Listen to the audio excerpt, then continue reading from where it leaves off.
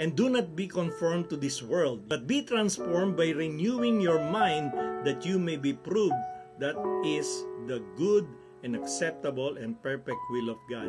Mga kaibigan, yung transform and renewed mind, sabi nga dito, transform by renewing your mind, ito ay ginagawa natin, sinasakatuparan natin to sa buhay natin. Kasi kung tayo ay nagkukunwari sa ating gawain, niloloko natin ang Diyos, hindi yung tao, o hindi yung sarili mo, niloloko mo lang. Ibig sabihin, you're not a true living, you're a dead Christian, you're a dead sacrifice to God. Ang gusto ng Panginoon yung buhay na buhay ka. Okay, one good example, remember when Jesus was on the cross, naituro ko to sa isang young people na nag-7 last words. Di ba may winika ang ating Panginoon, I thirst, nauuhaw ako. Anong ibinalik at inalay sa kanya ng mga Roman soldier? They prepare a sponge with vinegar, at yan ang ibinigay nila sa Panginoon. Okay.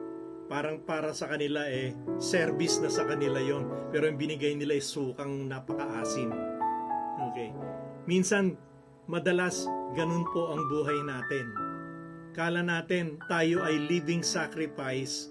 Yung living sacrifice ay nag-aalay ng kabutihan sa kapwa at nag-aalay tayo ng kabanalan sa Panginoon.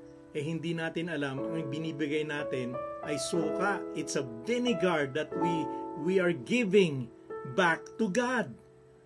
Tandaan po natin, kapag ang life natin hindi transform, sinasabi natin Kristiyano tayo, pero hindi naman talaga tayo totoong Kristiyano.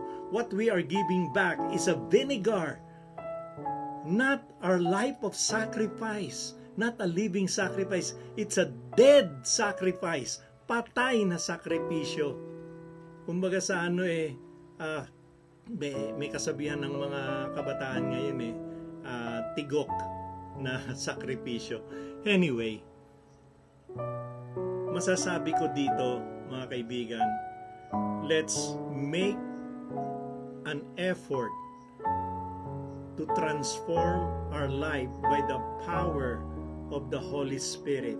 Hindi natin kayang mag-isa to, hindi natin makukuha to sa ating performance o sa ating ability. No. It is not by word, but it is by the Spirit of the living God. Hanggat hindi nagmamanifest sa iyo ang Holy Spirit of God, then you still be a dead sacrifice. Kasi ang Holy Spirit ang siyang nagbibigay buhay at anointing sa lahat ng ginagawa mo sa araw-araw at sa buhay mo, even sa oras na ito. Yung magkinig ka lang yung magkinig ka lang sa salita ng Diyos, sabi sa iyo, you will be surprised what God can do to your life.